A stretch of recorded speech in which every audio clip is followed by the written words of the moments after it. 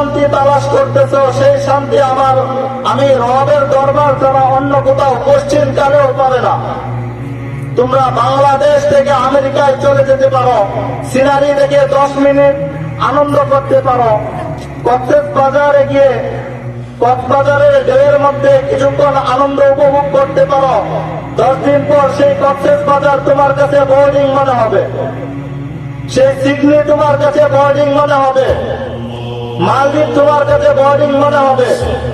কারণ একটা জিনিস বারবার দেখতে ভালো লাগে না, একটা জিনিস বারবার দেখতে ভালো লাগে না। রব বলে, বান্দা শান্তি পাবা, তুমি আমার একটা শর্ত পূরণ করো, তুমি আমার একটা শর্ত পূরণ করো, আমি তোমাকে শান্তি দেব। বান্দা বলে, আল্লাহ এই শান্তির জন্য বাড়ি করলাম, গাড়ি করলাম, তাও শান্তি পেলাম না।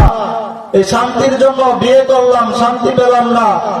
শান্তির জন্য সন্তান দিলাম, তাও শান্তি পেলাম না। শান্তির জন্য ব্যবসায়ী হলাম, ব্যবসা করলাম, তাও শান্তি পেলাম না। শান্তির জন্য রিক্সা ছেড়ে পাজারো গাড়িতে চললাম, তাও মাওলা শান্তি পেলাম না। তুমি বলো এগুলা ছাড়াও শান্তি পাওয়া যায়? মাওলা বলে, হ্যাঁ শান্তি পাওয়া যায়।